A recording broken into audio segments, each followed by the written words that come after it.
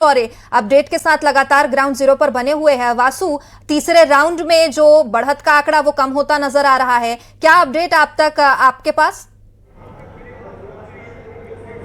बिल्कुल, देखिए दतिया का उपचुनाव बहुत कांटे के मुकाबले की तरफ यहाँ पे आगे बढ़ रहा है। परिणाम किसी भी तरफ जा सकते हैं, अब कोई भी अंदाज़ा लगाना मुश्किल है। तीसरे राउंड की काउंटिंग चल रही है और हमारे पास जो सबसे लेटेस्ट अपडेट है मैं आपको बता दूं, बीजेपी और कांग्रेस के बीच लगभग 100-125 का वोट्स का जो है वो फासला रह गया है। महज 150 वोट के आसपास वोट से बीजेपी के आशुतोष तिवारी जो है वो कांग्रेस से आगे चल रहे हैं, घनश्याम सिंह से आगे चल रहे हैं। जब 2 राउंड की काउंटिंग हुई थी तो ये लीड जो है वो 2000 के आसपास थी, वो लीड 2000 से घट के अब 100-150 वोटों के आसपास आके सिमट गई है। थोड़ी देर बाद जब तीसरे राउंड की पूरी काउंटिंग खत्म हो जाएगी और ऑफिशियल डाटा सामने आएगा तब तस्वीर और भी ज्यादा स्पष्ट होगी। लेकिन फिलहाल जो दतिया का उपचुनाव है वो बेहद दिलचस्प होता हुआ नजर आ रहा है, क्योंकि बीजेपी कांग्रेस को अपने कैडर के अनुसार वोट मिल रहे हैं, घनश्याम सिंह को, आशुतोष तिवारी को अपने नाम के अनुसार और अपने काम के अनुसार भी वोट मिल रहे हैं, पार्टी के कार्यकर्ताओं की, नेताओं की मेहनत के भी वोट मिल रहे हैं। इस सबके बीच दामोदर यादव भी लगातार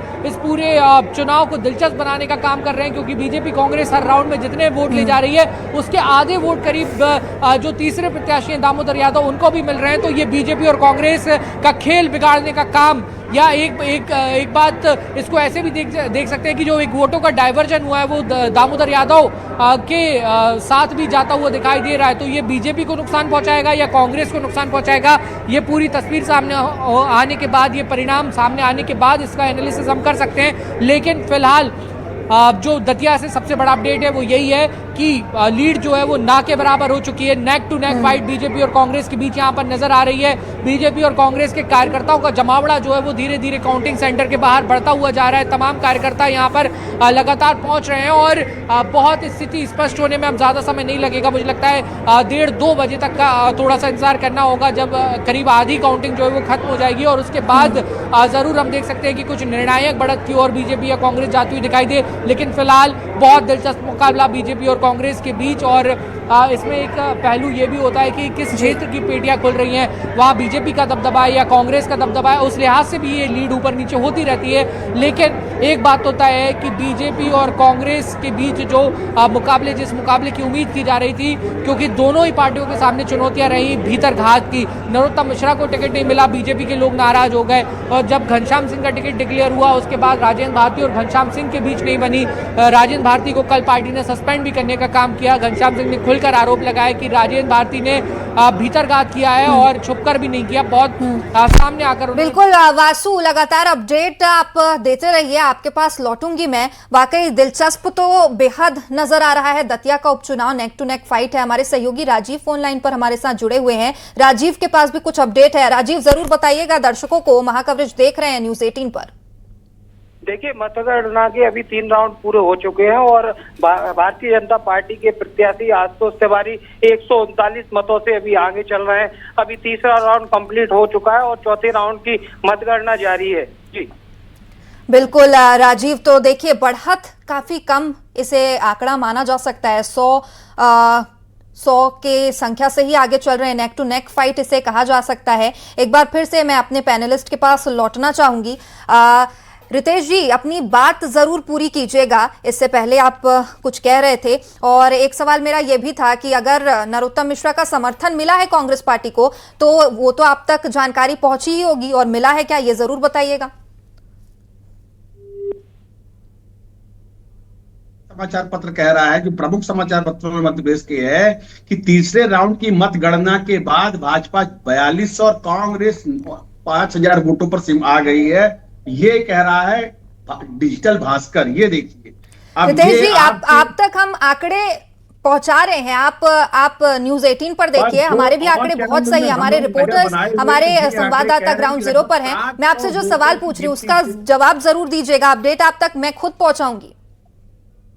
हमारा तो ये मानना है कि निश्चित तौर पे कांग्रेस बढ़त बनाती जा रही है और आने वाले जैसे जैसे समय बीतता जाएगा कांग्रेस अपनी निर्णायक बढ़त की तरफ आगे बढ़ेगी, क्योंकि हम जनता रितेश जी, से नेक जुड़े टू हैं। नेक फाइट है, बढ़त अभी किसी की नहीं है, 139 वोटों से ही आगे चल रही है बीजेपी। मेरा जो सवाल था आपसे, आप पूरा आंकड़ा उठाकर देखेंगी तो ये बढ़त 2000 से घटकर 100 वोटों पे आ गई आपके अनुसार। पर जो अन्य चैनल में कुछ और भी समाचार पत्र उनके रिसोर्सेज अलग अलग होते हैं तो डिफर कर रहे हैं, परंतु इसके बावजूद भी मैं बहुत गंभीरता से फिर से कह रहा हूं कि कांग्रेस वहां पर निर्णायक बढ़त बनाकर निकलेगी। जनता क्या जनादेश हमने टटोला है, पहचाना है, कनेक्टिंग 1 to 1 जीतू पटवारी जी ने कनेक्ट किया है। और जो वहां के 40,000 कुशवाहा वोटर हैं वो सतना विधायक सिद्धार्थ कुशवाहा के साथ वो जुड़े थे, उन्होंने अपनी बातें दर्ज की थी। वहां पर कुछ ही दिनों पहले वहां पर एक कुशवाहा समाज के युवा का मर्डर भी हुआ था और भारतीय जनता पार्टी की सरकार पर आरोपियों के विरुद्ध कोई कार्यवाही भी नहीं हुई थी। तो किस तरह से दतिया में निरंतर अपराध बढ़ रहा था, बेरोजगारी बढ़ रही थी, विकास पूरा ध्वस्त कर दिया भाजपा ने। और जो वहां का मूल कार्यकर्ता था उसको हटाकर बाहरी प्रत्याशी को, बाहरी व्यक्ति को अपना प्रत्याशी बनाया। ये सारे मुद्दे वहां पर गरमाए रहे। धनबल का, बाहुबल का प्रयोग, सत्ता का दुरुपयोग दतिया की जनता ने देखा और अब वही परिणाम के रूप में बदलकर मत पत्र के रूप में सामने आएगा। और मैं पूरे विश्वास के साथ कह रहा हूं, पूरी गंभीरता, पूरी जिम्मेदारी से कह रहा हूं आपके चैनल में कि कांग्रेस वहां पर निर्णायक लड़ाई में अच्छे मार्जिन के साथ जीत कर चलिए आएगी। ठीक है रितेश और यही जी, सत्ता की- मंजरी जी मैं आपके पास ही लौटना चाहूंगी। रितेश जी बहुत सारे दावे यहाँ पर कर रहे हैं, कई सारे आरोप लगा रहे हैं, हालांकि जो सवाल मैंने उनसे पूछा उसका जवाब मुझे नहीं मिला। आप मुझे जरूर जवाब दीजिएगा। बाहरी प्रत्याशी बता रहे हैं आशुतोष तिवारी को, हालांकि वो बाहरी प्रत्याशी ही देखिए 100 ही सही, बढ़त तो अभी भी बनाए हुए हैं। पहले तो ये स्पष्ट कर दूं कि आशुतोष तिवारी जी जो हैं वो दतिया जिले के ही रहने वाले हैं, पहली बात। दूसरी बात ये है कि ये जो थोड़ा सा ये करेक्ट करना चाहूंगी कि 229 वोटों से आगे चल रहे हैं, ये हमारे पास बीजेपी की आधिकारिक जो सूचना है वो है। तीसरी बात, वो बार बार जो सरकारी एजेंसियों के दुरुपयोग, फलाना, ये इस तरीके की जो आरोप प्रत्यारोप का उनका दौर शुरू हो चुका है। तो उन्हें ये बता दूं कि अगर आपके पास कोई तथ्य है, कोई प्रमाण है तो चुनाव आयोग के समक्ष पेश करें। यहाँ राजनीतिक आरोप प्रत्यारोप करने से कोई फर्क नहीं पड़ने वाला। चौथी बात, आप कह रहे हैं दतिया में विकास नहीं हुआ, तो दतिया में जो विकास हुआ है, पहले डकैतों का एरिया कहा जाता था, पानी की भारी समस्या थी, रोडें थी नहीं, अति पिछड़े जिलों में शामिल था दतिया। आज वहां पानी की समस्या है नहीं, लोग बहुत परेशान थे पानी के लिए, लेकिन आज वहां पानी की कोई समस्या नहीं है। रोडों का विस्तारीकरण, रोडों का बनना, ये दर्शाता है कि दतिया जो है वो बहुत तेज गति से आगे बढ़ रहा है।